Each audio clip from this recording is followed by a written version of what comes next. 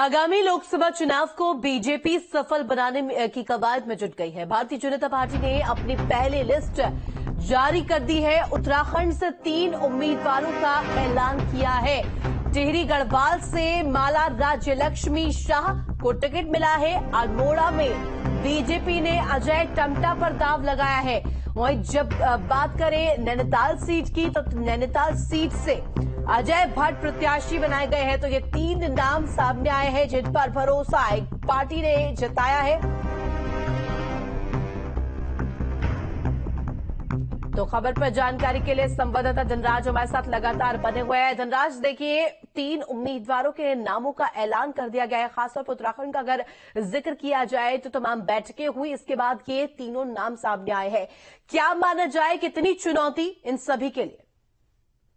जी बिल्कुल, इसे देखते लोकसभा का चुनाव बेहद नजदीक आ चुका है और जिसको देखते हुए कहीं ना कहीं बीजेपी अभी से ही सफल बनाने में जुटी हुई है। क्योंकि आप देखेंगे कि जो 3 उम्मीदवारों के नाम घोषित किए गए हैं वो पुराने ही लोग हैं, यानी कि पहले से ही वो वहां पर सांसद थे। क्योंकि उत्तराखंड की जो 5 सीटें हैं वो अभी भी बीजेपी के पाले में है। और अभी जो 3 नाम घोषित किए गए हैं, जिसमें राज्य लक्ष्मी शाह और अजय टम्टा और नैनीताल से अजय भट्ट, यानी कि तीनों ही कहीं ना कहीं पुराने सांसद रहे हैं, अभी भी सांसद हैं। और अब देखिएगा कि तीनों पे ही दांव बीजेपी यहाँ खेलती हुई नजर आई है। लेकिन अभी 2 सीटों पर जो संशय है वो बरकरार है। उसमें कहीं ना कहीं अभी कयास लगाए जा रहे हैं कि उसमें कहीं ना कहीं 2 महिलाओं को टिकट मिल सकता है। क्योंकि बीजेपी ने कहा है कि वो महिलाओं का सम्मान करते हैं और 33% आरक्षण देने की बात उन्होंने महिलाओं को की है। अब देखने वाली बात होगी कि जो 2 सीटें खाली बची हैं अभी, जिन पर प्रत्याशी घोषित नहीं किए गए हैं, उन पर किनका नाम सामने आता है। क्योंकि नाम की यदि हम बात करें तो रेखा आर्य का नाम भी यहाँ पर सामने चल रहा है। वहीं देखिएगा कि जो मधु चौहान है उनका नाम भी सामने चल रहा है। और वहीं दीप्ति रावत का भी नाम कहीं ना कहीं आगे इस धनराज, चल रहा है। 3 उम्मीदवारों को कहीं ना कहीं ऐलान कर दिया गया है नामों को लेकर, और ऐसे में 2 की और अभी गुंजाइश है। तो ऐसे में ये भी संभावना, ये भी सुगबुगाहट है कि कहीं ना कहीं इन 2 नामों पर कुछ ना कुछ बदलाव संभव है।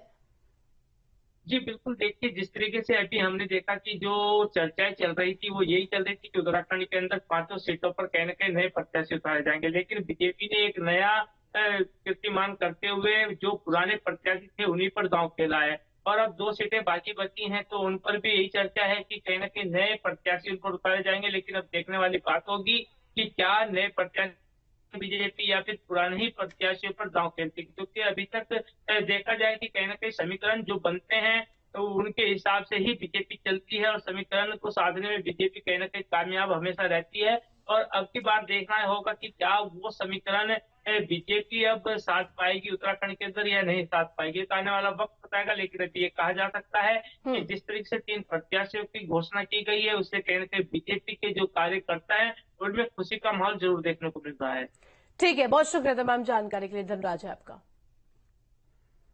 और बढ़ेंगे आगे हरिद्वार से